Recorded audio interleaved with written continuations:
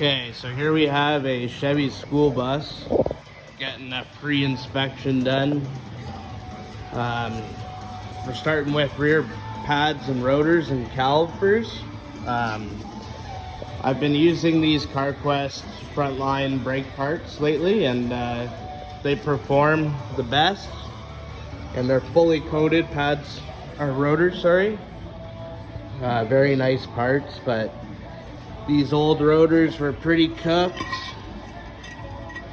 I mean, it doesn't look too bad, but this side's much worse. Yeah, you can see it's all crumbling apart. And these pads were basically gone, about to be metal on metal. But yeah, they came off pretty simple with a very big hammer. Okay, so as you can see, new calipers are on, pads, rotors.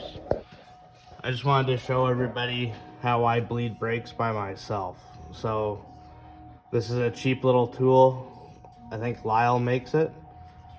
You hook it up, open your bleed screw, and you can't see, but you can see the bubbles right here. So that's all clear brake fluid going up. So when on the hoist, I use this PVC pipe to pump the brake pedal. And what that does is it sends the fluid up. And once the fluid comes up, when you release the brake pedal, the air gets stuck up here and it only pulls fluid back in. So it makes it super easy to bleed the brakes by yourself. I have a vacuum bleeder, or my brother has a vacuum bleeder, but I never use it. I've always used that little tool once I found it. And you know what? Never had a problem bleeding brakes like that by myself. So pretty sure Lyle makes it. I only bought it from Princess Auto, and it's not expensive at all, and it comes with a bunch of different sizes for these little nipples here. And you twist the top off and either throw out the fluid if you're flushing out the line, or no dirt gets in there, so if you gotta reuse it, you gotta reuse it.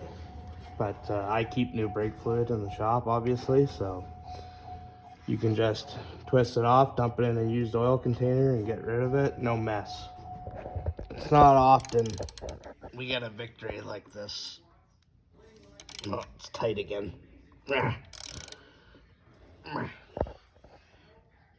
Mastercraft bolt extractor for the win on this two-wheel drive Chevy front shock.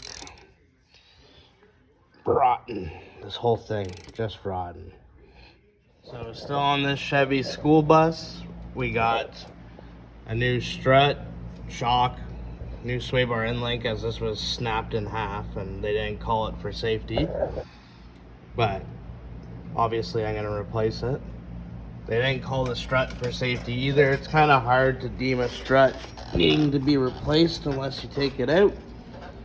But as you can see, this one does not shock anymore, so it's finished. But trick to these ones, this is super accessible, so like it's really not that bad. But when it's all rusted together and you're struggling to get that nut off, I just take a hammer and give it a couple whacks in each direction, and the top of that shock will just snap right off, and you don't even have to worry. I did not get lucky with these lower bolts that GM uses to hold this shock in. You won't be able to see it from there, but you might be able to see it from here. 2 10 mils. It was 13 mils, but of course, rusty Canadian truck, bolt snapped in half. But I did get very lucky and pulled it out with my Mastercraft bolt extractors. Very lucky on that one. And I keep metric bolts in here for all the Cummins motors, so it's got a 10.9 bolt, 2 brand new 10.9 bolts back in there. And yeah, So you can see maybe from this angle where that shock, you can't see. We're working in the dark here.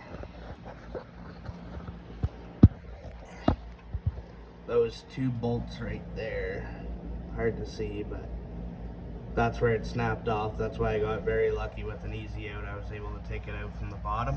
But yeah, so that gets this side fixed up, and then all we need now is 2 new front tires, because that shock did a number on this tire. It's very cupped, but 2 new tires are in.